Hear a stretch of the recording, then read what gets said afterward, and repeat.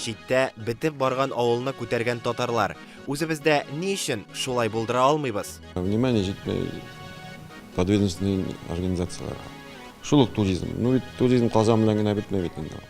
Корылтай күрешеп сөйләшү, фикер алышу урыны гына түгел. Монда килгән һәр милләттәшебезнең үз язмышы. Алар белән аралашканда гаҗәеп тарихларны ишетергә була. Мансур Адамович съездда Польша делегаты буларак катнашты. Ул андагы Крушенянин дип аталган татар авылы язмышын бәян итте. 2000 елларда бу авылга бетү куркынычы яный, әмма дистә ел эчендә татарлар җыелып, андагы тормышны гөрләтеп җибәрә алган. Крушенянинны этнотуризм үзәгенә үрелдерәләр. Бу урынны хәтта Бөек Британия принцы Чарльз да килеп күргән. Кызык кына хәл килеп чыга. Татарстанның үзендә акрынлап авыллар бетү проблемасы бусагада торган вакытта чит илдә татар авылын яшәтеп җибәрә алганнар.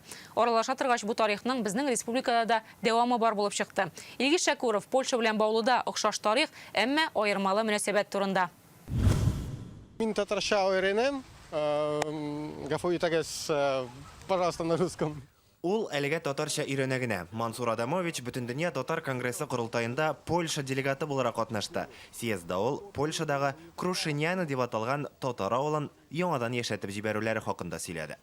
Очень славна татарская деревня. 20 гасыр башында бу авылда 100 йорт булган. 2000 елларда өчәү генә калды. Эш бетте, яшьләр шәһәргә китте. Бу вакытта минем дусларым Польша татарлары моның белән килешмичә авылны соклап калырга карар кылды. Бу эштә Польша татарлары шушы авылдагы борынгы мәчеткә таяна. Авылның бетеп баруына карамастан, аны күрергә туристлар килә торган була. Татарлар шуннан файдалана да, туристларның саны артсын өчен шартлар булдыра башлый. Башта ашарга тәкъдим итәләр, аннары кунак йорты төзиләр. Потом мы еще в этом же месте научились, как делать сабантуй.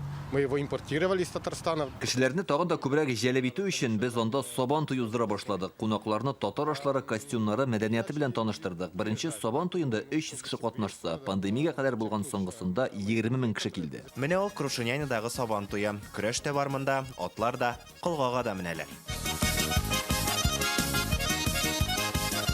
Хәзер монда бик зур татар мәдәни үзәге барлыкка килгән. Ул берничә гектарны били. Башта 40 квадрат метрлы булган кунак йорты 1000 квадрат метрлы. Бирегә Германия, Франциядән киләләр. Кунаклар арасында хәтта Бөек Британия принцы Чарльз да бар. Ул монда килеп татар пилмәне ашап киткән. В начале 2000-х 2000 елларда анда зур ихаталы йортны 50 000 сумга алып була иде. Хәзер 1 квадрат метр шул кадәр тора. Польша татарлары авылны үзләрендә генә үстерү белән тукталып калмый. Милләттәшләребезне ватаннарындагы салалар язмышы да борчый. Тәҗрибә уртаклашыр өчен 2018 елда алар Татарстанның Баулы районыннан делегацияне үзләренә чакыра.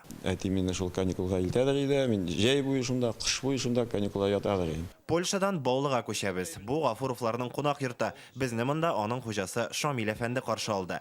Теге чакта Польшага баручылар арасында ул да булган. Ярты сәгатьтән без монда күлчә салабыз. Шамил Гафуров бу бинаны лаеклы ялга чыккач сатып ала. 13 ел дәвамында ул да монда этно-туристлык үзәген үстерә. Кунак үзелгәне юк ди. Узган ел Татарстан президенты да кунакка килгән. Бирдә чын авыл мөхитенә чумасың. Ризыкны мичтә пешерәләр.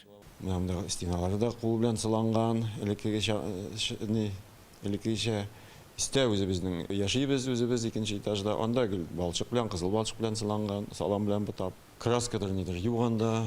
Тормыш шундый ул безнең. Менә стиль жизни дә урышча әйтмешли. Бездә туризм өлкәсендә уңышлы эшлим дисәң, үзеңә күп йөрергә кирәк ди Шамил Гафуров. Польшага яңа алымнар эзләп бара да. Андагы һәм бездәге шартлар аерыла ди ул. Әйтик, Польшада 10 гектар җире булган кеше инде фермер булып санала һәм аңа дәүләттән ярдәм каралган икән. Икенче аерма бу өлкәдә эшләүчеләрнең бер-берсен көндәш күрмәве. Алар безне 5-6 фермерга илттеләр. Бик ошады миңа алар. Шул взаимосвязьләр ошады. Бер-берсен әйтәм бит, менә сиңа курган килә икән, алар илтә икенче кешегә. И шулай йөриләр. Польшада туризм өлкәсе авылны саклау һәм үстерү алымы буларак үз нәтиҗәсен биргән. Ни өчен бездә шулай түгел?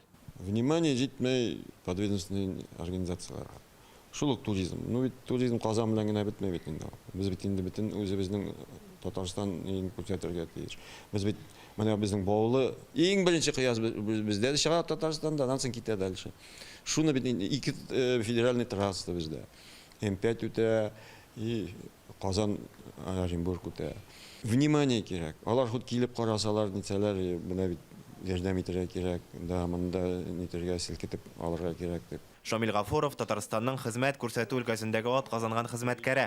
Үз көче белән булса да бу кунак йортын алга табада үстерергә тели әле ул. Этник туризмның бір юнәлеше буларак. Тик әлегә бизнесны үстерү өчен бу йортка газ да кертә алмый, грантлар ала алмавын әйтә. Менә быел грантка яздык тоже Ростуризмдан килгән инде ул безнең Татарстан аша, соң без Татарстанга яздык инде. Ни ответа, ни привета дигәндәй булмады. Хәзер ул Васильевка авылында да кунак йортлары төзи башлаган. Аларның һәрберсе авыл тормышы мөхитендә ясала. Шамил Гафуров бу урынны да туристлар ярата торган итәргә тели. Әлегә фақат үз көче белән. Польша татарлары тарихи ватаннан читтә булдырганны үзебездә булдыра алачакка ышана ул. Илгиз Шәкүров, Филүзә Хәмидуллина, Олег Мыльников, Ирек Хәбибуллин, Яңа гасыр каналы.